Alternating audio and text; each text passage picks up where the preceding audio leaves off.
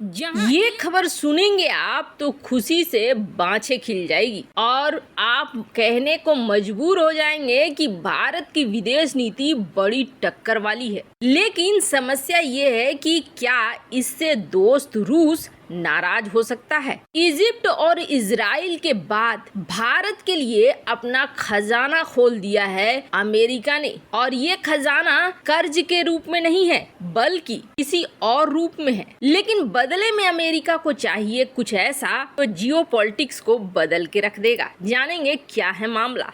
तो वहीं दूसरी तरफ रूस का काम तो तुर्की ने बड़ी आसानी से कर दिया। फिनलैंड के राष्ट्रपति ने फोन लगाया रूस के राष्ट्रपति को और उस फोन कॉल में पुतिन बहुत ही शांत थे। आखिर क्या है मामला, जानेंगे। ऐसे दौड़ रहा है फिनलैंड और स्वीडन तुर्की की तरफ। अब ये दोनों देश किससे माफी मांगेंगे, तुर्की से कि रूस से? जानेंगे क्या है मामला। इसके अलावा बहुत कुछ, आइए जानते हैं इन खबरों को विस्तार से। कहते हैं घर का भेदी लंका ढाए, और यही हाल इस वक्त नाटो के अंदर हो रहा है। सबसे पुराना सदस्य है तुर्की और तुर्की ने अपनी टांग अड़ा दी है। फिनलैंड को जहां भूत सवार हुआ है कि उसे नाटो में शामिल होना है, तो फिनलैंड ने सीधे सीधे अपनी संसद में एक जनमत कराया और संसद ने कहा कि हाँ भैया, रूस बहुत बुरा हो चुका है, कल को कब हमला कर दे तो हमें भी नाटो ज्वाइन कर लेना चाहिए। इसके लिए इन्होंने आधिकारिक तौर पर जो प्रस्ताव आए उस पर साइन भी कर दिया। बहुमत से मंजूरी भी मिल गई। समझ सकते हैं 200 सदस्यीय सदन है जिसमें से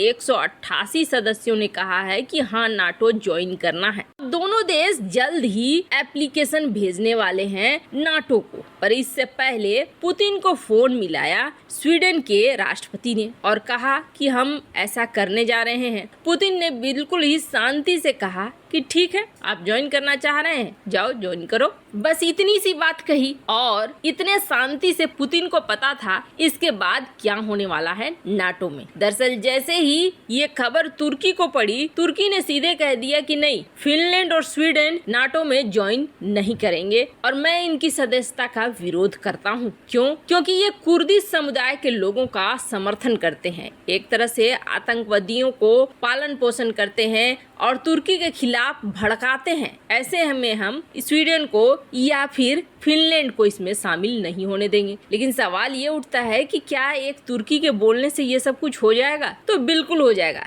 क्योंकि नाटो का एक नियम है और इस नियम के अनुसार जो 30 देश हैं वो 30 देश अगर विरोध नहीं करते हैं, उनमें से कोई एक भी देश अगर विरोध करता है किसी नए देश के शामिल होने पर, तो फिर उस नए देश को नहीं लिया जाएगा और तुर्की इसी कानून का फायदा उठा रहा है। खैर, अभी रूस चुपचाप बैठकर तमाशा देख रहा है कि क्या फिनलैंड और स्वीडन शामिल होते हैं। अब फिनलैंड स्वीडन के पास कोई चारा नहीं बचा है, या तो वो माफी मांगेंगे तुर्की से कि नहीं, हम तुर्की से माफी मांगते हैं, हमें शामिल होने दो, और उसकी तरफ जाते हुए भी दिख रहे हैं ये, या फिर रूस से कहेंगे कि हमसे गलती हो गई, हम अब नाटो में शामिल नहीं होना चाहते हैं। अब ऐसी स्थिति हो गई है कि दोनों पैर दोनों ही देशों के आसमान में हवा में उड़ चुके हैं, एक पैर जमीन पर नहीं है। अब घर के रहे न घाट के रहे वाले सिचुएशन में पहुंच चुका है स्वीडन भी और फिनलैंड भी। जहां एक तरफ ये सब कुछ चल रहा है तो वहीं जियोपॉलिटिक्स में एक बहुत बड़ा बदलाव देखने को मिल रहा है। जैसा कि आपको पता है, इजिप्ट और इजराइल ये दो ऐसे देश हैं जिन पर मेहरबान रहता है अमेरिका। इजराइल की बात करें तो इजराइल में आपने देखा होगा आयरन डोम का इस्तेमाल करके इजराइल ने हमास के लड़ाकों को मारा या गाजा पट्टी से अपने आप को बचाया, जिसमें उसके लाखों डॉलर खर्च हो गए। अब इन लाखों डॉलर खर्च होने के बाद इजराइल ने क्या किया, सीधे ये कहा अमेरिका को कि आप हमें इस बार जो एड दोगे वो बढ़ा कर देना। यानी कि इजराइल और अमेरिका के बीच ऐसे संबंध है जिसके तहत इजराइल को लगातार डॉलर की मदद मिलती है अमेरिका से, ताकि अपने वेपन्स को, अपने हथियारों को आधुनिक कर सके और भी ज्यादा अच्छा बना सके। बदले में इजराइल भी टेक्नोलॉजी से लेकर हर जगह साथ देता आया है अमेरिका का। भले बाइडेन की वजह से थोड़ी सी खटास आई हो, लेकिन इजराइल और इजिप्ट के साथ कुछ ऐसे ही रिश्ते हैं अमेरिका के। पर अब जहां तक हिंद महासागर क्षेत्र की बात आ रही है, यहाँ चीन लगातार अपनी ताकत को बढ़ाए जा रहा है, और न सिर्फ ताकत को बढ़ाया जा रहा है बल्कि अमेरिका को चैलेंज भी किए जा रहा है। अमेरिका को लगातार चैलेंज मिलता जा रहा है और उसे ऐसा लगता है जैसे कि अकेले लड़ पाना संभव नहीं है। भारत को देख रहा है कि भारत रूस के खिलाफ हो ही नहीं रहा है, और रूस के खिलाफ भारत हो भी तो कैसे हो। एक तो दोनों देशों का ऐतिहासिक रिश्ता है, वहीं दूसरी तरफ खुद सिपरी की रिपोर्ट ये कहती है कि अमेरिका से जहां भारत मात्र $4 बिलियन के मिलिट्री इक्विपमेंट्स खरीदता है, तो यहाँ रूस से $25 बिलियन के खरीद चुका है। मतलब ये 10 साल का आंकड़ा है। $4 बिलियन अमेरिका से, तो $25 बिलियन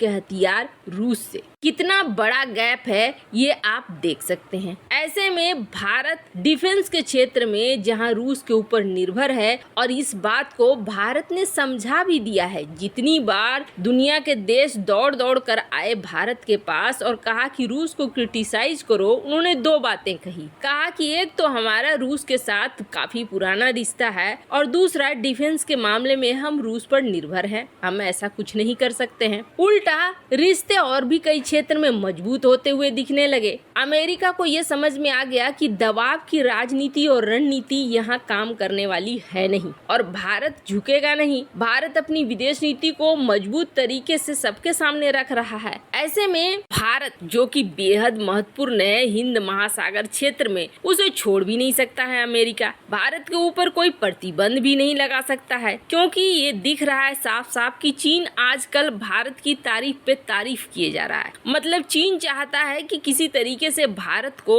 अपने पाले में रखा जाए। पर इन सब के बीच होने वाली है क्वाड की मीटिंग, वो भी अगले हफ्ते साउथ कोरिया में। अब इससे पहले एक बड़ा फैसला लिया जाना है। जब भारत को अमेरिका ने ये कहा कि आप क्यों खरीद रहे हो रूस से हथियार, आप हमसे हथियार खरीद लो, तो भारत ने यही कहा कि आपके हथियार बहुत महंगे हैं, हम इसे नहीं खरीद सकते हैं। जिसके बाद अब अमेरिका ने कहा है कि ठीक है, हम आपको $500 मिलियन का एड दे रहे हैं, मदद दे रहे हैं। ये मिलिट्री फाइनेंसिंग है जो हम अपनी तरफ से करेंगे, आप इसी पैसे से हमारी कंपनियों के हथियार खरीद लो। मतलब ये हो गया कि $500 मिलियन देने को तैयार है अमेरिका।